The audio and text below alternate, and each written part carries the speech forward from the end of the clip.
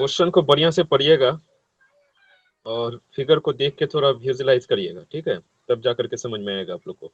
जो 4.5 का क्वेश्चन जो था मेरा ऐसे ही है। और नीचे से एक कर्व जो हम लोग का स्फीयर है वो बनाया हुआ है, एक सिलेंडर है और स्फीयर है। उसके बाद हम दो चीज बता दे रहे हैं यहाँ पे पहले कि ये जो कैपिटल आर है ना, ये reaction between two sphere and cup है। ये जो मेरा दो स्फीयर है ना, छोटा छोटा, और जो मेरा कप जिसके ऊपर हम ड्रॉ करना भूल गए, जिसके ऊपर वो पूरा दोनों मेरा बैठा हुआ है, दोनों स्फीयर, उसके बीच का रिएक्शन है कैपिटल आर। और जो मेरा एस है वो भी एक तरह का रिएक्शन फोर्स होता है। ये आप लोग को हम बताएंगे कि जहां भी कोई सपोर्ट या फिर कहीं पे जो बॉडी अगर फिक्स रहता है वहां पे हम लोग क्या करते हैं, रिएक्शन फोर्स को हम लोग इन्वॉल्व कराते हैं। जहां कहीं भी कोई अगर बॉडी अगर फिक्स रहे तो वहां पे दो तरह का रिएक्शन फोर्स क्रिएट होता है, एक हॉरिजॉन्टल और एक वर्टिकल। रिएक्शन फोर्स के बारे में हम लोग फिर सेकंड सेमेस्टर में जाके बढ़िया से पढ़ेंगे। कि याद रखिएगा, कहीं भी एक बीम हो, दो जगह पे फिक्स्ड हो सकता है, एक एंड पॉइंट पे और दूसरा एंड पॉइंट पे। वो दोनों एंड पॉइंट या फिर बीच में भी अगर आप एक दो पिलर दे दीजिएगा उस समय भी वहां पर भी रिएक्शन फोर्स क्रिएट होगा। लेकिन मान के चलिएगा नॉर्मली, अभी उतना डेप्थ में नहीं जाएंगे हम लोग, कि हम लोग का रिएक्शन फोर्स कहाँ एक्ट करेगा, जहां पे बॉडी आपका फिक्स रहे। ये चीज याद रखिएगा आप लोग, बस इतना सा याद रखिएगा। तो हम लोग का क्या था कि यहाँ पे जो आर आर जहाँ पे लिखे ना पॉइंट डी और ई पे, एक देखिएगा आप एक कर्व तरफ, कर्व की तरफ, या फिर जिसको कप बोले हुए हैं, वहां पे एक आपका क्या है, फिक्स्ड है। तो फिक्स जगह पे हम लोग का रिएक्शन फोर्स दो दो जगह पे लग गया। उसके बाद क्या है, एक एक और पॉइंट दिख रहा होगा आपको, पॉइंट सी। ठीक है, पॉइंट सी पे भी दोनों क्या है, दोनों ये जो स्फीयर है एक दूसरे का साथ टच में है, मतलब क्या वहां पे फिक्स कर दिया गया है। तो मेरा दो जगह पे दो क्या है, फिक्स्ड है। तो दो ये जो कर्व और या फिर स्फीयर और कप के बीच में जो रिएक्शन फोर्स है उसको कैपिटल आर दोनों जगह बोल दिए। और एक ये दोनों जगह जहां पे दोनों स्फीयर टच कर रहा है वहां पर भी फिक्स्ड है, तो वहां पर भी एक रिएक्शन फोर्स क्रिएट होगा। उस रिएक्शन फोर्स को हम लोग बोल दिए, क्या बोल दिए, एस, कैपिटल एस। ठीक है, reaction force between the two sphere at point C. और capital R is equal to क्या है, reactions between the sphere in the cup. दोनों जगह पे लगा सकते हो, चाहे आप एक स्फीयर बी वाला ले लो या फिर राइट साइड वाला ले लो या लेफ्ट साइड वाला ले लो, किसी एक को लेकर के हम लोग यहाँ पे कैलकुलेशन कर लेंगे। बहुत इजी है, आप लोग सिर्फ ध्यान से देखे नहीं, इसी वजह से आपको थोड़ा टफ लगा ये क्वेश्चन। तो आपको कैलकुलेट क्या करना था, कैलकुलेट करना था कि ये जो दो रिएक्शन फोर्सेस लग रहा है मेरा, एक दोनों सरफेस के बीच में या फिर दोनों स्फीयर के बीच में एक रिएक्शन फोर्स लग रहा है, और एक कहाँ लग रहा है इस रिएक्शन फोर्स, मेरा कप और स्फीयर के बीच में जहां पे दो आर आर लिखे हैं।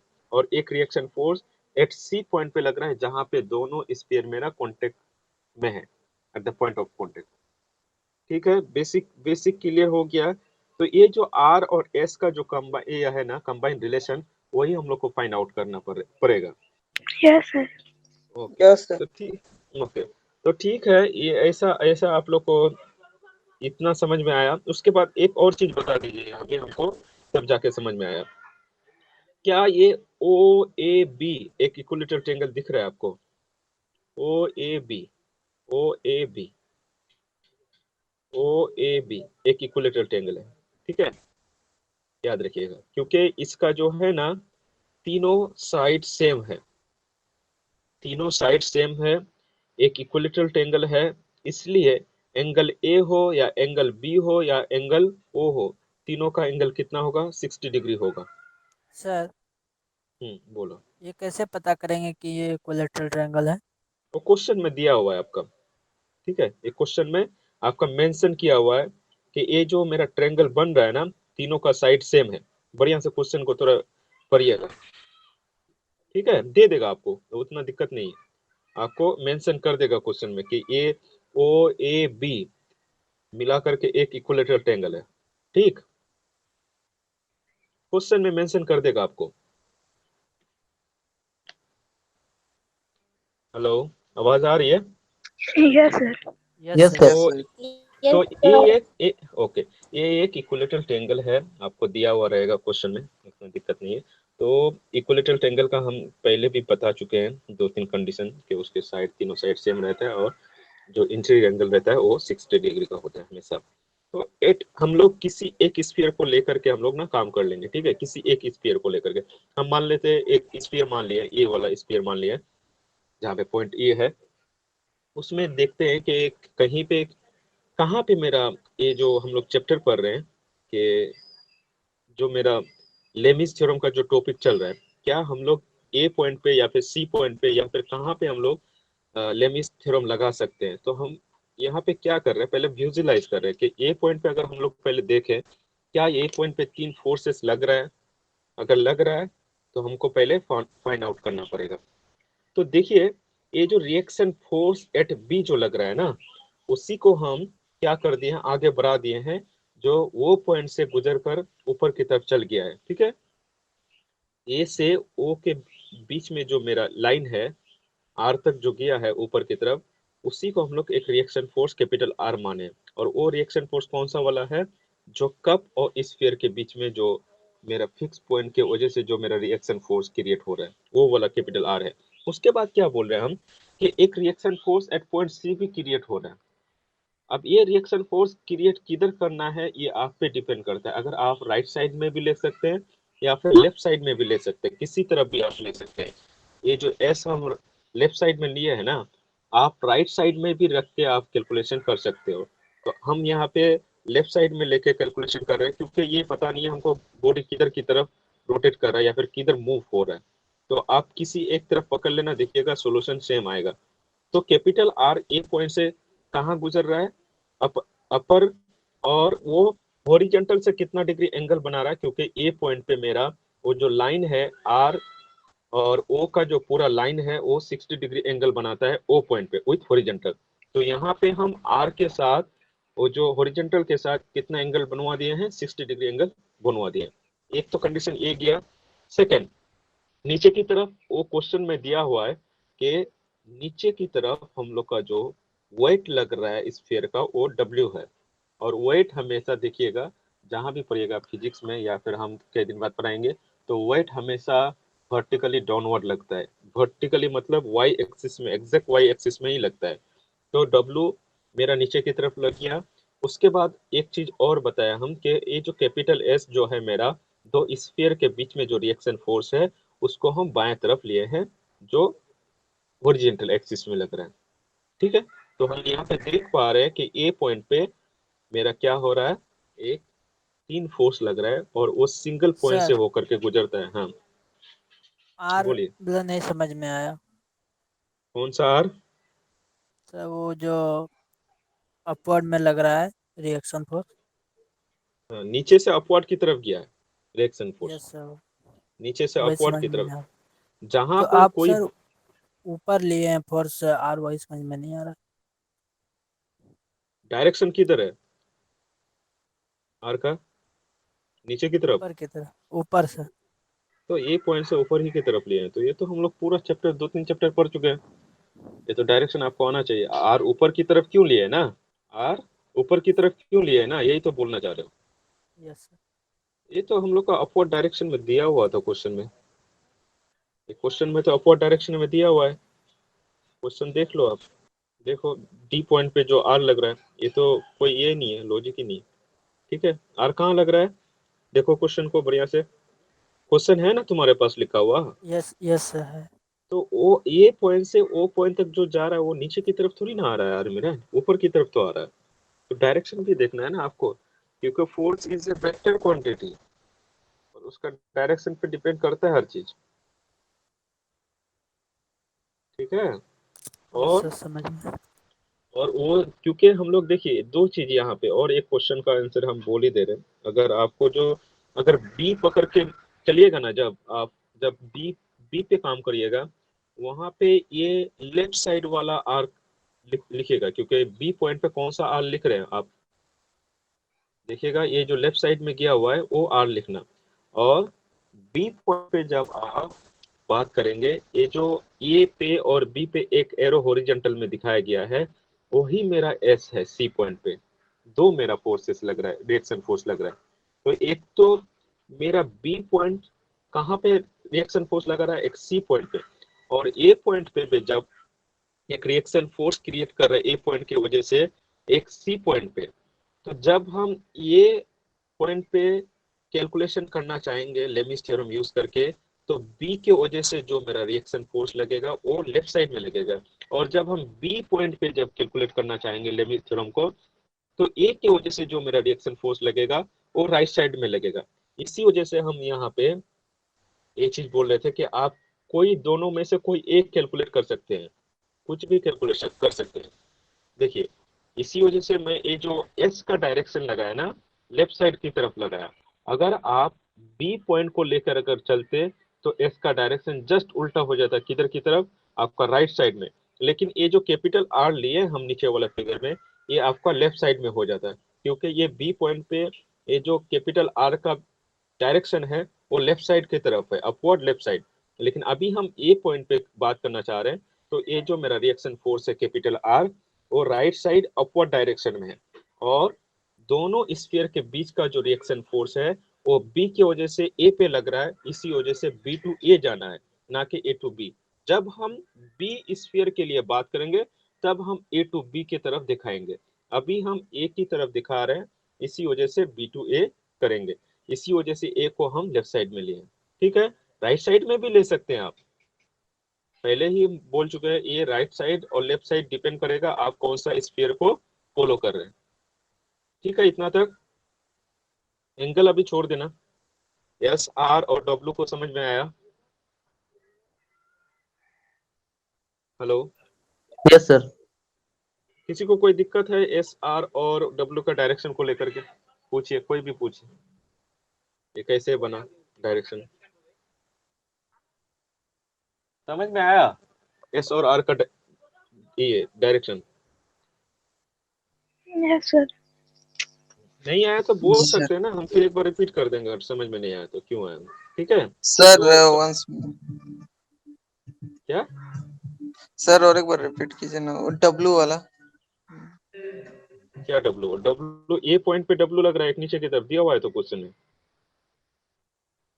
बी पॉइंट भी एक, हम एक पॉइंट पे पहले बात कर रहे हैं, एक ही पॉइंट पे ना बात करेंगे, क्योंकि लेमिस थ्योरम तो किसी सिंगल पॉइंट पे ही बात करते हैं। ये वेट हमेशा वर्टिकली डाउनवर्ड लगता है, हमेशा वाई एक्सिस के नीचे की तरफ, नेगेटिव वाई एक्सिस में लगता है। और कहाँ पे? वेट हमेशा हमेशा वर्टिकली डाउनवर्ड। और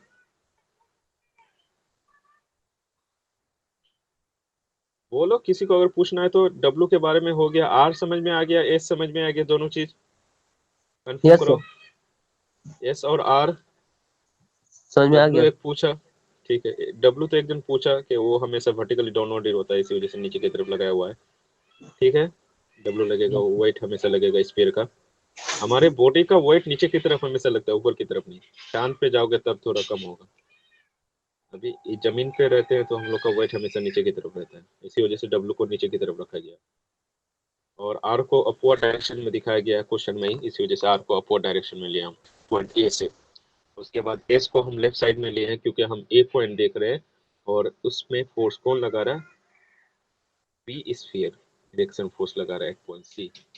इसी वजह से हम उसको लेफ्ट साइड में दिखाया। आप जब बी स्फीयर के लिए बात करेंगे तब आपका जो एस रिएक्शन फोर्स होता तो आपका राइट साइड में होता, उसी एक्सिस में, उसी हॉरिजॉन्टल एक्सिस में, लेकिन वो डायरेक्शन चेंज करवा देता। ए की वजह से बी पे फोर्स लग रहा है, अभी बी की वजह से ए पे फोर्स लग रहा है, इसी वजह से ए देखेंगे। ठीक है, ठीक है, इतना। Yes sir. Okay, yes sir. ठीक है, चलिए कैलकुलेशन देख लेते हैं। अब उसके बाद हम एक एंगल बता चुके हैं आप लोग को कि क्योंकि ओ ए बी एक इक्विलेटरल एंगल है, इसी वजह से आपको एंगल जो बनेगा एट पॉइंट ए, वो जो एंगल है ओ ए बी का जो एंगल होगा ओ ए बी, बढ़िया से दिखेगा, एट पॉइंट ए जो एंगल होगा मेरा ओ ए बी, वो एंगल होगा 60 डिग्री। इसमें तो किसी को दिक्कत होना ही नहीं चाहिए। और उसके बाद देखिएगा एस और जो मेरा डब्लू लग रहा है उसके बीच का एंगल कितना है? 90 डिग्री होगा, क्योंकि एक वर्टिकल एक्सिस है और एक हॉरिजॉन्टल एक्सिस है, और दोनों एक्सिस कहाँ पे मीट कर रहा है? ए पॉइंट पे। तो एस लाइन और डब्ल्यू का लाइन 90 डिग्री में एक्ट करेगा। ठीक है, यस सर। जी सर। उसके बाद मेरा और एक लाइन देखना, तो राइट साइड की तरफ जो 60 डिग्री एंगल दिया हुआ है, उसके बाद एक हम हॉरिजॉन्टल लाइन डॉट डॉट से दिखाएं, उसके बाद वो भी 90 डिग्री होगा। जहाँ पे गामा लिखा हुआ है 60 तो आ गया, उसके बाद एक और हॉरिजॉन्टल और वर्टिकल लाइन, वर्टिकल एक्सिस और हॉरिजॉन्टल एक्सिस मीट कर रहा है पॉइंट ए राइट साइड की तरफ, वो भी एक 90 डिग्री होगा। बस हो गया। यहाँ से तो आप कैलकुलेशन कर सकते हो। ये जो अल्फा आपको कैलकुलेट करना है, अल्फा कैसे सर कैलकुलेट करिएगा? Alpha hmm sir alpha plus 60 equal to 180 degree.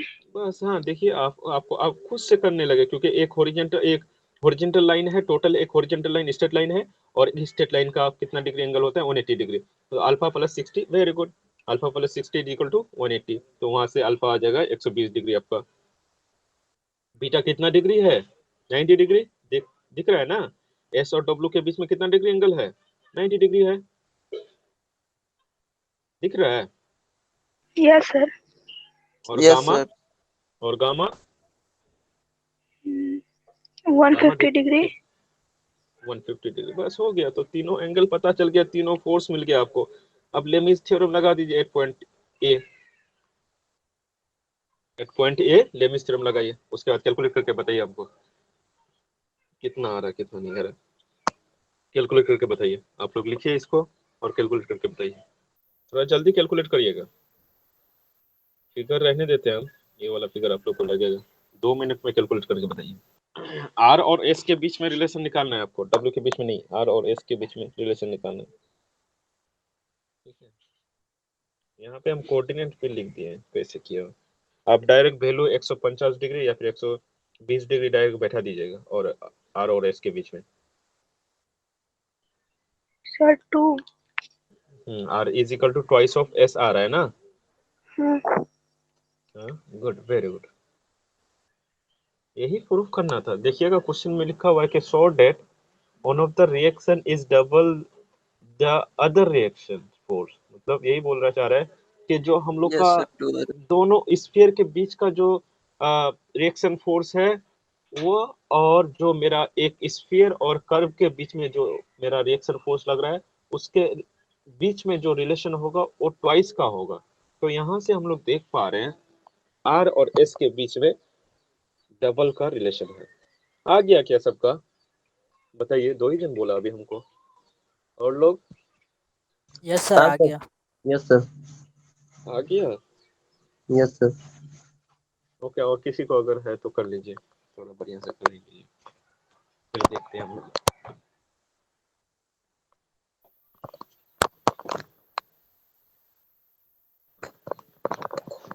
उतना कुछ है ही नहीं सब क्वेश्चन में, खाली एंगल निकालना आपको आना चाहिए बस। अब पिछला बार जो क्वेश्चन आया हुआ है वो वाला करवाएंगे आपको, 10 मार्क्स में आया हुआ क्वेश्चन है, वो वाला करवाते हैं आप लोग को। इजी है, उतना टफ है नहीं, खाली देखने में आपको क्वेश्चन टफ लगेगा लेकिन है नहीं, क्वेश्चन इजी है। चले हम लोग, हो यस गया? सर।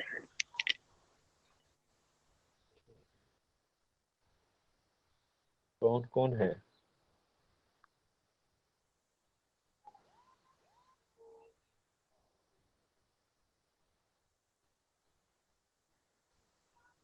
धनीराम, हो गया ना ये वाला क्वेश्चन?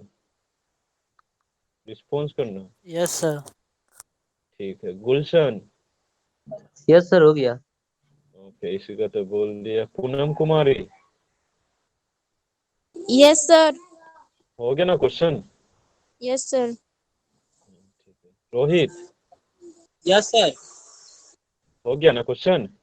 यस, हो गया।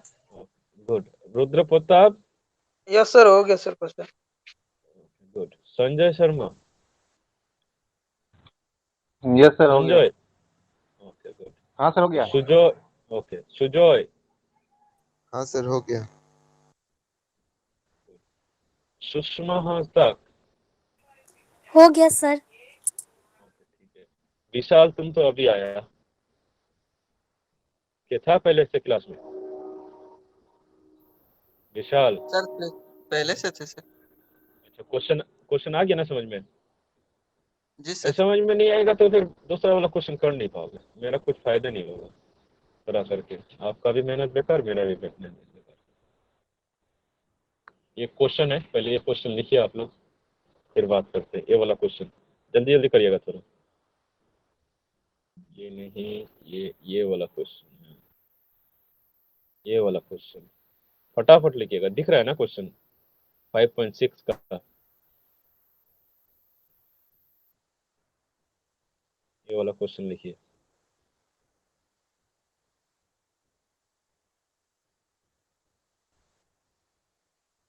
इस क्वेश्चन को लिखिए आप लोग फटाफट, 5.6 का।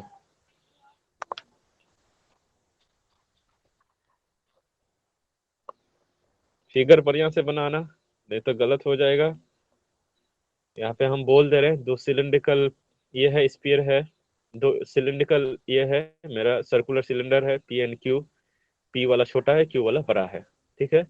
और एक केस में इस ये है रखा हुआ है एंगल में कुछ आपको दिया हुआ वहाँ पे, जिसके बीच का जो डिस्टेंस है 180 मिलीमीटर का है। और कितना डिग्री कौन एंगल पे दिया हुआ है वो भी दिया हुआ है, लेफ्ट साइड वाला 60 डिग्री एंगल विद हॉरिजॉन्टल, और जो मेरा राइट साइड वाला जो वॉल है वो मेरा ये है वर्टिकली अपवर्ड है, तो उसका 90 डिग्री मान सकते हैं हम लोग ए डी, और बी सी मेरा 60 डिग्री विथ हॉरिजॉन्टल है, ठीक है। उसके बाद बोलता है नीचे कि the cylinder P has diameter, मतलब छोटा वाला, वो कितना है 100 मिलीमीटर, और उसका जो वेट है वो कितना है, उसका 200 न्यूटन। वेट मतलब है अपने बॉडी का वेट, मतलब पी एक लोहे का बना हुआ है मान लीजिए सिलेंडर, तो उसका जो खुद का वेट है कितना है 200 न्यूटन, वो नीचे की तरफ हमेशा लगेगा उसका सेंट्रोइड से। वो हम लोग करेंगे अभी, सीजी सेंट्रोइड किसको बोलते हैं, पूरा वेट जो कंसंट्रेटेड रहता है वो कहाँ लगता है, वो हम लोग करेंगे अभी थोड़ा देर में। उसके बाद दूसरा सिलेंडर क्यू है मेरा, जिसका डायामीटर 120 मीटर है, डायामीटर का बात कर रहे हैं, नॉट रेडियस, ठीक है। और उसका जो वेट है थोड़ा ज्यादा है, 500 न्यूटन है, ठीक है। इतना तक लिखो।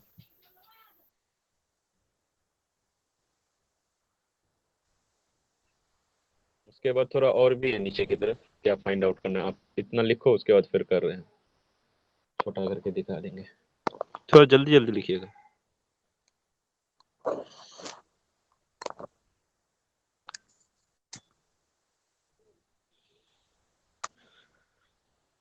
लिख रहे हैं तो यस सर। वो प्लस का साइन जहाँ पे है ना, वो उसका सेंट्रोइड है, दोनों स्फीयर का, या फिर दोनों जो सिलेंडर बोल रहे हैं।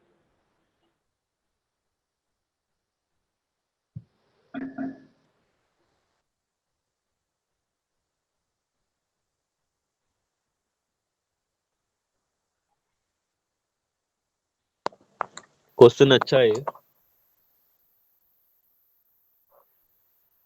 बहुत सारा चीज इसमें थोड़ा थोड़ा कैलकुलेशन है, अच्छा अच्छा कैलकुलेशन। स्टेप अगर समझ के रखिएगा, देखिएगा, कभी भूलिएगा नहीं आप लोग। लेकिन वही, आपको सारा क्वेश्चन का स्टेप पता होना चाहिए कि इसको कैसे ये करें, अप्रोच करें, अदरवाइज गलत हो जाएगा।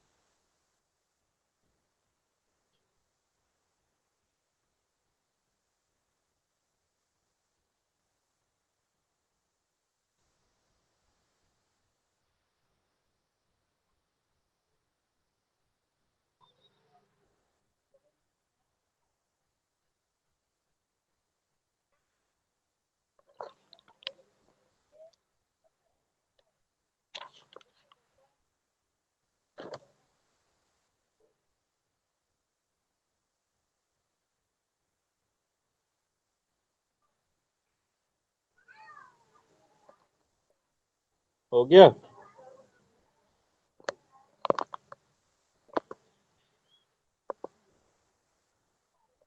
बहुत सारा चीज कैलकुलेट करना है दूसरे वाले में, इसके लिए थोड़ा जल्दी करिएगा। इसमें भी रिएक्शन फोर्स 2 लगेगा, वही दोनों रिएक्शन फोर्स कैलकुलेट करना पड़ेगा।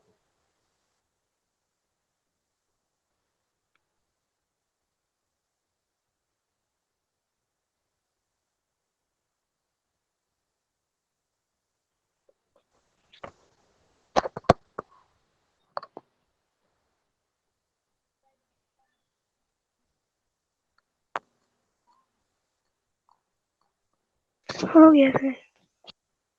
ठीक है, और सबका साफ सुथरा लिखना है थोड़ा, ठीक है। हो गया सर। हो गया सर। हो गया सर। ओके, ये नीचे वाला भी लिख लीजिए आप लोग। ये जो है ना, ये सिर्फ जो थोड़ा ये किया हुआ है वायलेट कलर से किया हुआ है उसको लिखेगा। If the bottom weight of the box is 180 mm, comma, with one side vertical and other side is inclined at 60 degree. Determine the pressure at the wall, ठीक है, wall नहीं है, pressure at the all 4 points of contact। 4 जगह पे contact हो रहा है, देखिएगा हो जाएगा, दिक्कत नहीं है। चारों जगह हम लोग कैलकुलेट कर लेंगे। जहाँ पे 4 जगह पे हम लोग का जो कांटेक्ट पॉइंट है ना, चारों जगह पे रिएक्शन फोर्स मतलब कैलकुलेट करना है आपको, तो हो जाएगा कैलकुलेट, दिक्कत वाली बात नहीं है।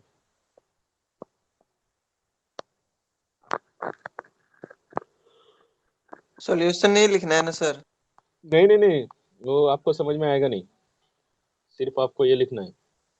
जब तक हम बताएंगे ना वो समझ में आएगा नहीं आपको, वो कांटेक्ट पॉइंट्स ऑफ कांटेक्ट तक ही लिखना है आपको, ज्यादा लिखना नहीं है।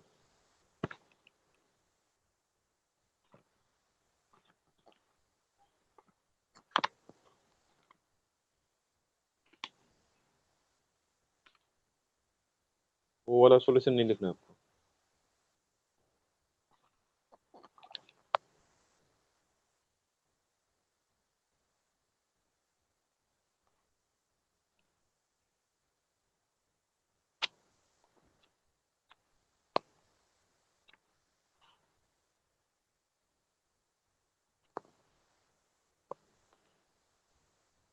ये वाला क्वेश्चन कर लोगे तो बहुत हो जाएगा।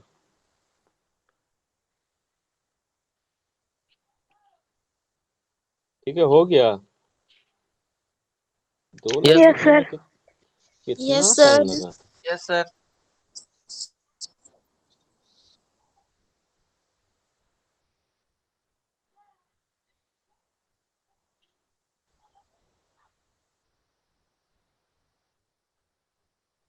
देखो तो यही वाला क्वेश्चन है, तो ऐसा ही है तो यस सर। ठीक है। Yes sir. ओके, मेरे पास 2 है स्फीयर है, मान लीजिए एक छोटा वाला जो पी बोला था और एक बड़ा वाला क्यू बोला था, दोनों का सेंट्रोइड है जहाँ पे प्लस वाला साइन था आपका। तो जो छोटा वाला है उसका डायमीटर आप लोग को पता है, समझाने की जरूरत नहीं है।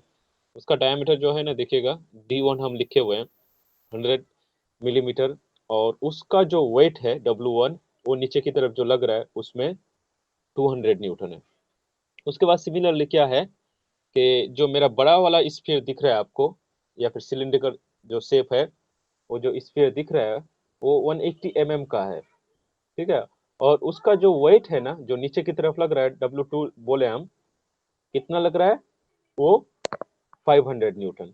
और उसके बॉक्स का जो विड्थ है नीचे की तरफ, वो सी और डी का बीच में डिस्टेंस कितना है 180 mm। इतना तक सबका ठीक होना चाहिए, ये तो क्वेश्चन में ही दिया होता। अब हम लोग क्या करेंगे, इसको थोड़ा सोल्यूशन कर लेंगे। किसके लिए? पहले हम लोग बात करेंगे ना छोटा वाला स्फीयर का, दोनों पे बात करना पड़ेगा, क्योंकि ये करिएगा तो आपका बहुत सारा कंफ्यूजन खत्म हो जाएगा, बहुत सारा कंफ्यूजन। देखिए, जहां जहां आपका कांटेक्ट हो रहा है, जो स्फीयर दोनों है 4 पॉइंट पे कांटेक्ट हो रहा है। अभी तो हम एक जगह पे दिए हैं R1, दिख रहे हैं राइट साइड में, वो वर्टिकल एक्सिस में आपको राइट साइड में दिख रहा है जहाँ पे हम R1 लिखे हैं।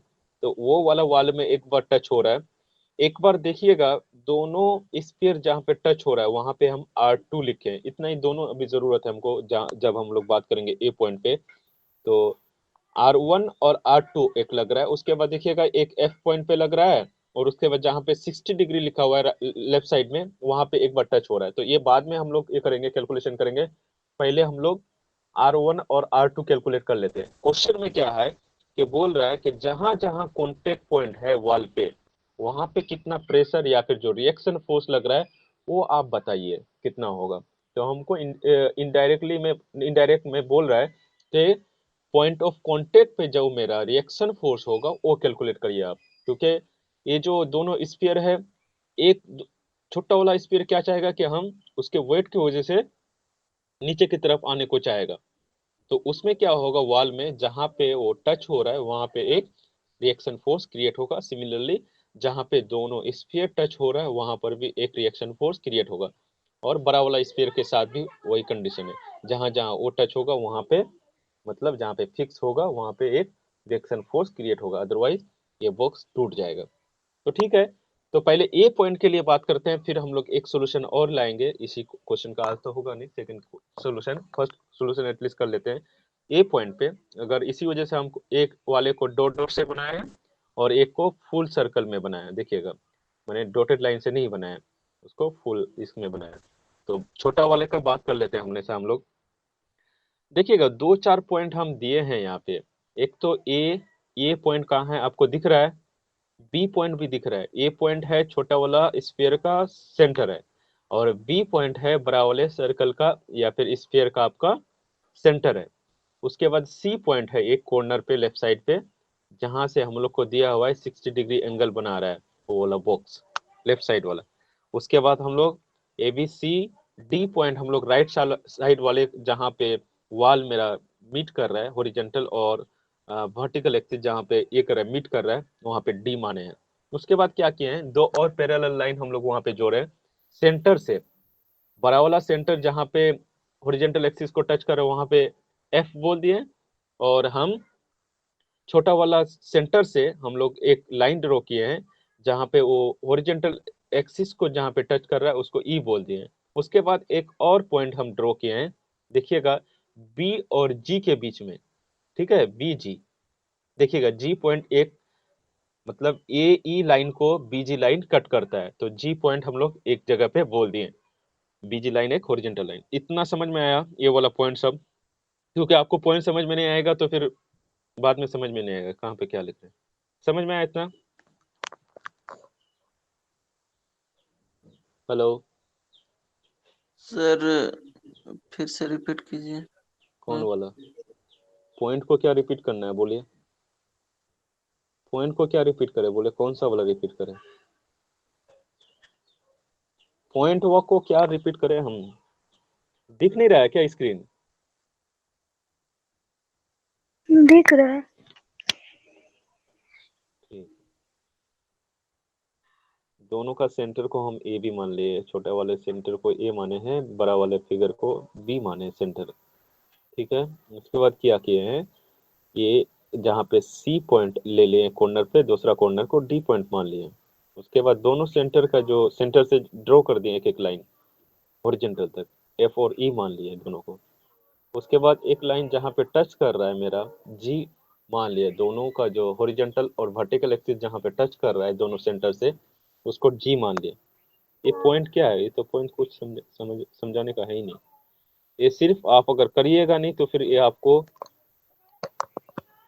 कर नहीं पाइएगा, क्वेश्चन को सोल्यूशन कर नहीं पाएगा ये सब ड्रॉ नहीं करिएगा। तो मेन मकसद यही है, इसी वजह से हम लोग कर रहे हैं इसको। ये ड्रॉ कीजिए, फिगर ड्रॉ कीजिए, तभी कर पाइएगा, नहीं तो होगा नहीं आप लोग से। Yes sir. करें, स्टार्ट करें सॉल्यूशन। ये तो फिगर था, हम लोग कुछ किया नहीं अभी तक। ये तो सिर्फ हम बोल दिए कि आपको क्या नाम देना है, ABCD खाली नाम देना। यस सर करिए। और सब तो कुछ बोल नहीं रहे हैं। और लड़का लोग क्या है, विशाल, धनीराम, रुद्र, तुम्हारा क्या हाल हो है? गया सर, कर लिए। हो गया सर। ठीक है ठीक है। देखिए यहाँ पे जो जो बोलेंगे थोड़ा आप लोग हाँ बोलते रहिएगा, ठीक है। तो छोटा वाला जो है ना हम लोग का, छोटा वाला फिगर को देखिएगा, छोटा वाला स्फीयर को देखिएगा। उसका डायामीटर दिया हुआ है हमको 100 मीटर, तो उसका रेडियस कितना हो जाएगा, 50 हो जाएगा। तो यस सर। रेडियस जी तो सर। रेडियस का मतलब यहाँ पे ईडी बोल सकते हैं क्या? देखिए तो नीचे की तरफ हम ईडी, यस सर। वही रेडियस है, थोड़ा लाइन टेढ़ा है, उसको सीधा करके आप लोग करिएगा, वो वर्टिकल वाई एक्सिस में है। तो ED is equal to R1। R1 को हम लोग बोलते हैं छोटा वाला स्फीयर का रेडियस है, उसको क्या कर रहे हैं हम 100 डिवाइडेड बाय 2 किए हैं, वो 50 मिलीमीटर आ रहा है। ठीक है, उसके बाद बड़ा वाला का रेडियस कितना होगा बोलिए तो? 180 था, उसका डायमीटर डिवाइडेड बाय 2 करिएगा, उसका रेडियस आ जाएगा। तो क्या हम बोल सकते हैं क्या, वो जो मेरा BF आएगा, देखिएगा वहां से BF जो है वो मेरा रेडियस है, या FB R2 है, वो रेडियस क्या हो जाएगा आपका बड़ा वाले स्फीयर का जो रेडियस होगा वही बराबर होगा BF इजिकल टू, ठीक है, यस 180 डिवाइडेड बाय 2। ये दोनों पॉइंट सबको समझ में आया कि नहीं? बताइए पहले ED यस और BF। Yes sir. Yes sir. Yes easy sir. था, ओके। अगर ये वाला पॉइंट समझ में नहीं आया तो बोलिए, क्योंकि ये समझने का है। अब फिर फिगर में पॉइंट क्या समझे? BF और ED शायद सबको समझ में आया, बताइए पहले ये चीज बता दीजिए सबकी। Yes sir. ओके, चलिए अब उसके बाद हम लोग चलते हैं। देखिए एक चीज और समझाएंगे आपको, पहले बढ़िया से ध्यान से देखिएगा। BCF बढ़िया से देखिएगा। हम एक चीज और बोले थे, किसी भी सेंट्रोइड से अगर किसी भी सेंटर से अगर हम बेस पे एक परपेंडिकुलर डालते हैं ना, जैसे हम यहाँ पे BF का बात कर रहे हैं, वो हमेशा उसके बेस को इक्वल भाग में क्या करता है, कट करता है। तो जो BF होगा इक्वल्स टू CF होगा इक्वल्स टू मेरा BC होगा। ये चीज समझ में आ रहा है क्या? वो सारा चीज क्या होगा ना मेरा, ये मेरा रेडियस ही होगा ऑफ द बिगर सर्कल या फिर बिगर स्फीयर। ये चीज समझ में आ रहा है क्या आपको? BF is equal to CF और yes sir. Is equal to FB, क्योंकि वो सारा उसका रेडियस ही है। रेडियस क्या रहता है एक सर्कल का, वो हर जगह पे कांस्टेंट रहता है, तभी तो स्फीयर या सर्कल बनाएगा, अदरवाइज वो तो चेंज हो जाएगा। आप BF बोलिए या BC बोलिए, दोनों तो रेडियस ही जा रहा है ना, वो सर्कल पे ही मेरा पॉइंट है। वो जो सर्कल का आउटर सरफेस है वहीं पे मेरा पॉइंट है, वो दोनों F और C। तो इसी वजह से B एक सेंटर है, और सेंटर से एंड पॉइंट तक जो मेरा पॉइंट लगता है वो मेरा रेडियस ही होता है। तो F और C दोनों तो मेरा क्या है, आउटर ये है, सरफेस ही है। तो BF और BC दोनों मेरा सेम होगा, BF is equal to BC। उसके बाद जो मेरा होगा ना, CF भी इक्वल होगा, क्योंकि ये एक ट्रायंगल का प्रॉपर्टीज है कि कहीं पर भी अगर मीडियन अगर किसी बेस पे अगर इंटरसेक्ट करता है तो वो इक्वल भाग में कट करता है, ठीक है। तो जी इसी सर। वजह से क्या हो रहा है यहाँ पे मेरा BC is equal to CF is equal to FB। तो यहाँ पे आपको क्या पता लग रहा है कि एक ये मेरा राइट एंगल इक्विलेटरल ट्रायंगल है, या फिर इक्विलेटरल ट्रायंगल बोल सकते हो क्या?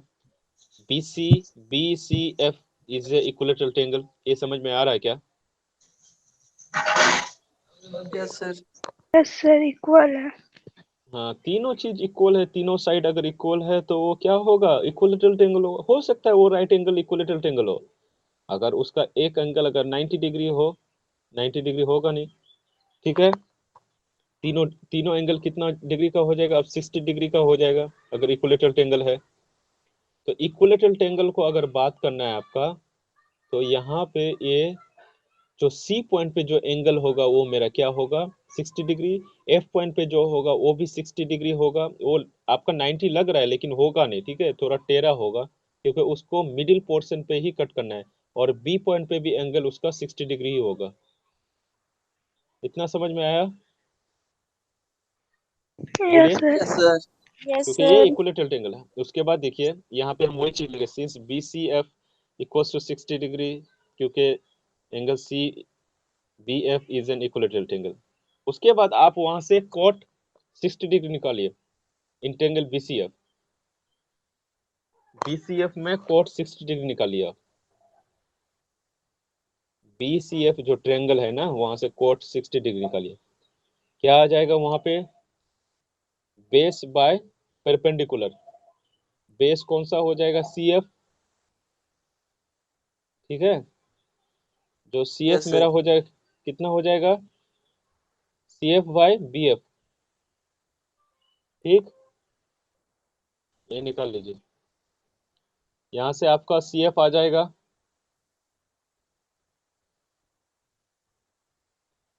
ठीक है, CF आ जाएगा यहाँ से। जी sir. Yes sir. Okay, CF यहाँ से कैलकुलेट कर चुके हैं हम लोग। उसके बाद एक और चीज बोलिए तो, CF कैलकुलेट हो गया हम लोग का, उसके बाद FE कैलकुलेट करिए। टोटल कितना है C2D, CD कितना है,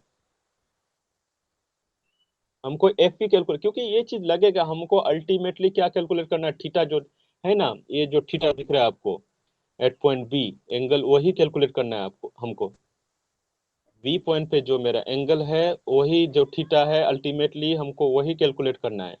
तो यहाँ पे देखिएगा आप लोग, हमको CF मिल चुका है, हमको FE कैलकुलेट करना है, क्योंकि हमको BG कैलकुलेट करना है, तभी तो हम कैलकुलेट कर पाएंगे। AB और BG कैलकुलेट करना है, तो AB तो निकल जाएगा, दोनों का रेडियस को अगर ऐड कर देंगे R2 प्लस R1 दोनों को कर देंगे तो मेरा AB मिल जाएगा। लेकिन हमको कैलकुलेट क्या करना है, BG। अगर BG कैलकुलेट करना है तो हमको FE करना है, FE इक्वल्स टू BG हो जाएगा। तो FE क्या हम लिख सकते हैं, CD माइनस C। देखिए यहाँ पे टोटल को हम लोग अगर CD को अगर माइनस कर दिए CF और ED से, हो जाएगा, बताइए तो। हम क्या कर रहे हैं, हम अगर FE को कैलकुलेट करना चाह रहे हैं तो क्या करेंगे, FE equals to CD minus CF minus ED।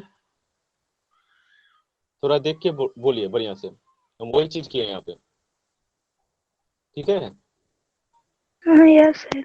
Yes sir. वही चीज यहाँ पे हम FE को थोड़ा छोटा कर देते, देखिएगा वहां पे FE को हम क्या कर रहे हैं, FE को क्या कर रहे हैं, लिख रहे हैं हम BG, FE को ही BG बता रहे हैं, इक्वल है, दोनों सेम लाइन पे पढ़ रहा है, इक्वल्स टू 180। CD है मेरा 180 किए, अगर हम उसको 180 डिग्री से ये जो CF और मेरा ED है उसको अगर माइनस कर दिए तो FE आ जाएगा मेरा। तो वही चीज की है, FE या फिर BG equals to 180 millimetre minus क्या किया है, उसको प्लस में रख दिया हम CF प्लस ED। ED और CF को हम माइनस करवा दिए हैं टोटल से, CD से, तो आ जाएगा मेरा FE। तो यहाँ से FE कैलकुलेट कर लीजिए आप, 78 मिलीमीटर आएगा FE। आ गया क्या FE आप लोग का, आप लोग भी यस सर। कैलकुलेट कर लीजिए, ठीक है। यहाँ से लिख लीजिए आप लोग ये वाला पॉइंट, इतना तक लिखिए पहले FE तक। ये दो ही पॉइंट है, आपको क्या क्या लिखना है, BF निकालना है, उसके बाद CF कैलकुलेट करना है और FE या फिर BG कैलकुलेट करना है, क्योंकि हमको अल्टीमेटली ऊपर वाला थीटा निकालना है R2 पे जो B पॉइंट पे है। इसको लिखिए, उसके बाद फिर बता रहे हैं हम। हो गया ना, FE BG कैलकुलेट हो गया, BG कैलकुलेट हो गया। उसके बाद AB बोलिए तो AB क्या होगा, यहाँ से AB बोलिए तो जो फिगर दिख रहा है आपको AB कैलकुलेट करिए तो ये क्या हो जाएगा, क्या radius of the bigger circle plus radius of the smaller circle, क्या हो सकता है ये AB इक्वल्स टू, देखिए बोलिए यस पहले, sir. Radius of the bigger circle plus radius of the smaller circle is equal to AB, ये हो सकता है क्या, बताइए। एक ही दो जन बोल रहे हैं तो फिर कैसे होगा, AB equals to, yes sir. Okay ठीक है। तो AB इज इक्वल टू हम यहाँ पे क्या लिखे, देखिएगा, AB इज इक्वल टू हम लिखे हैं 50, जो छोटा वाला सर्कल का रेडियस था, प्लस बड़ा वाले सर्कल का रेडियस 90 मिलीमीटर, तो ये टोटल कितना आ जाएगा 140 मिलीमीटर। अब क्या कीजिए, हम लोग को अल्टीमेटली क्या करना है ना, ये थीटा का वैल्यू निकालना है। तो हमको क्या पता है, अब AB भी पता है और BG भी पता है, तो यहाँ से कोस थीटा निकालिए। कोस थीटा क्या हो जाएगा, बेस बाय हाइपोटेन्यूज, बेस क्या है यहाँ पे BG डिवाइडेड बाय AB, निकालिए कोस थीटा निकालिए, BG डिवाइडेड बाय AB, आपके पास BG भी है और AB भी है, दोनों को कैलकुलेट करिए। कोस थीटा का वैल्यू बताइए कैलकुलेट करके हमको, cos theta is equal to base by hypotenuse, तो बेस मेरा BG है और हाइपोटेन्यूज मेरा AB है, तो दोनों को कैलकुलेट करिए, कैलकुलेट करके बताइए कितना आ रहा है, सभी को ही बताइएगा, कल ही क्लास अटेंड करने से कुछ होगा। 0.557 0.557, डिग्री। ओके। थीटा का वैल्यू बताइए, तो थीटा क्या हो जाएगा, कोस इनवर्स 0.557। वहां से आप कोस थीटा, थीटा का सिर्फ वैल्यू बताइए। Theta is equal to cos inverse of 0.557। Theta बोलिए वहां से कितना आएगा।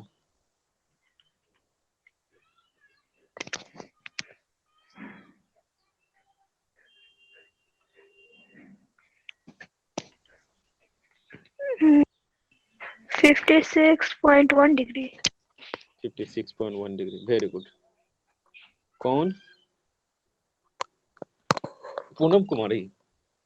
लड़का लोग का क्या हुआ, हमको लग नहीं पता, काहे नहीं समझ में आ रहा है लोग को। एक भी लड़का पढ़ाई वढ़ाई नहीं कर रहा है क्या? बहुत विशाल रहे सर। बताओ कितना डिग्री आ रहा है।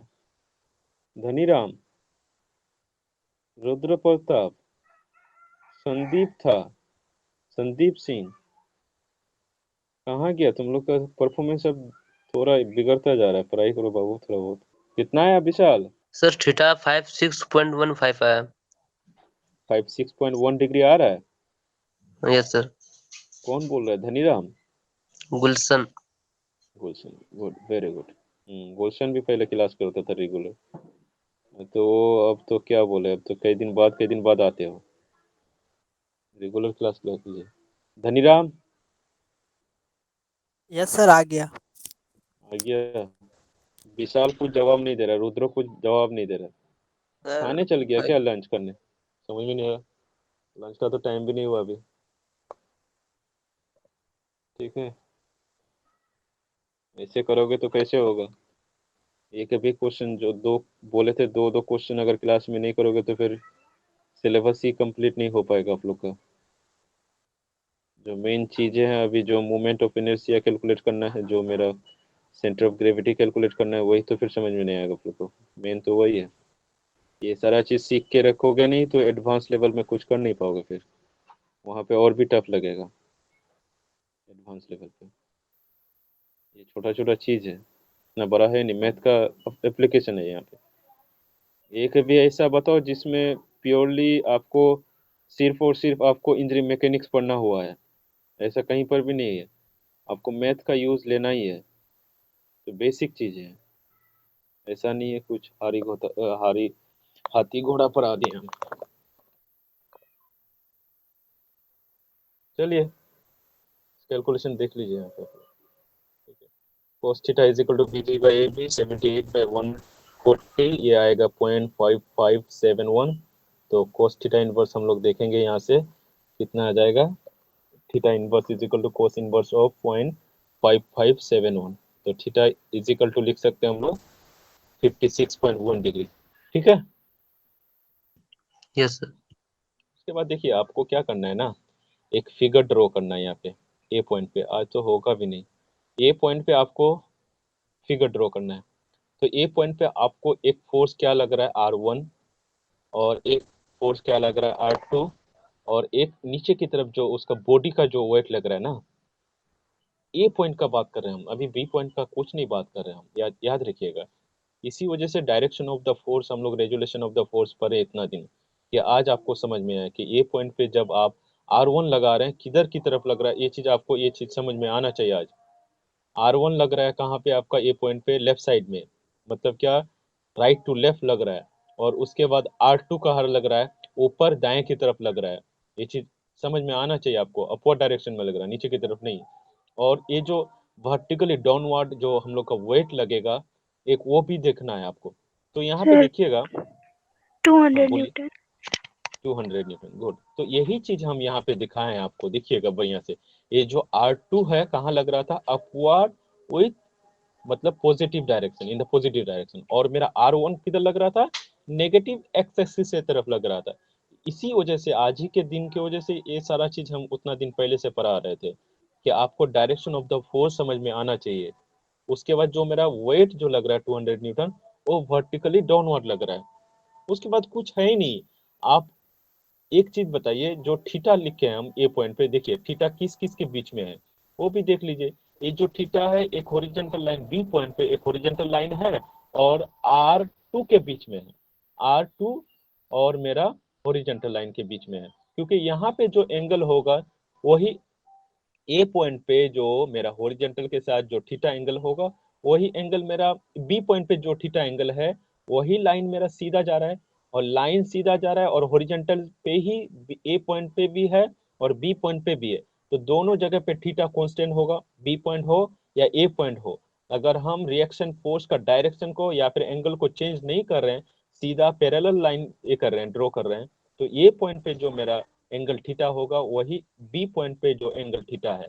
तो इसी वजह से ए और बी का एंगल हम कांस्टेंट रखे हैं, थीटा ही, जो R2 लग रहा है, और R1 तो मेरा हॉरिजॉन्टली लग रहा है, और मेरा 100 जो 200 न्यूटन है वो वर्टिकली डाउनवर्ड लग रहा है। तो तीनों के बीच में आपको एंगल कैलकुलेट करना है और क्या करना है, उसके बाद लेमिस थ्योरम लगाना है और R1 R2 कैलकुलेट करना है। यहाँ से बहुत इजी हो गया, आपको थीटा पता है तो गामा पता हो जाएगा, क्योंकि टोटल R2 और 200 के बीच में क्या एंगल है, 90 प्लस थीटा। ये जो गामा लिखे हैं क्या होगा, 90 प्लस थीटा, थीटा आपको पता है 56.1, हम थोड़ा थोड़ा बता दे रहे हैं, आप लोग कैलकुलेट करके लेकर आइएगा। उसके बाद अल्फा क्या हो जाएगा, देखिए तो यहाँ पे बढ़िया से, alpha plus theta is equal to क्या, हम 180 डिग्री लिख सकते हैं क्या, जल्दी जल्दी बताइएगा, उसके बाद हम फिर कल कर देंगे, नहीं होगा तो। देखिए फिगर में हम ये भी बता चुके हैं, क्योंकि ये बी पॉइंट पे थीटा है, वही थीटा ऊपर तक चल जाएगा, दोनों थीटा एंगल सेम रहेगा, क्योंकि ये हॉरिजॉन्टल से ही बना रहा है बी पॉइंट पे भी, और ऊपर ए पॉइंट पे भी हॉरिजॉन्टल से सेम लाइन जा रहा है, एक स्ट्रेट लाइन ही जा रहा है, तो इसी वजह से दोनों जगह पे थीटा सेम होगा। तो गामा क्या हो गया, थीटा प्लस 90 डिग्री, बीटा क्या है मेरा 90 डिग्री है, हॉरिजॉन्टल और वर्टिकल एक्सिस के बीच में मेरा एंगल है, तो वो बीटा 90 डिग्री है, तो बीटा 90 हो गया, गामा मेरा कितना हो गया 146.1 डिग्री। और उसके बाद अल्फा को क्या लिख सकते हैं हम, alpha plus theta is equal to 180 degree लिख सकते हैं, alpha plus Yes, theta is sir. Equal to 180, वहां से 123.9 डिग्री आ जाएगा। तो तीनों एंगल भी आपका आ गया, वहां से R1 R2 कैलकुलेट नहीं कर लीजिएगा, applying by applying Yes. Lami's theorem at point A, ये लिख लीजिएगा, उसके बाद R1 और R2 कैलकुलेट करके बताइएगा। ये होमवर्क रहा हम लोग का, कल तो क्लास नहीं है, फ्राइडे को है, फ्राइडे को हम लोग कर लेंगे ये, ठीक है, हो यस सर, जाएगा। हो जाएगा ये सर। हो जाना चाहिए, मेन जो था ना ये कैलकुलेशन था, इतना ही, उसके बाद फिर बी पॉइंट पे भी कैलकुलेट करना है, ये कैलकुलेट कर लीजिएगा, ठीक है। तो यहीं पे हम लोग आज का क्लास खत्म करते हैं, उम्मीद करता हूँ आप लोग को कुछ समझ में आया होगा, करके लेके आइएगा R1 R2, ठीक है, bye bye. Okay, thank you, sir.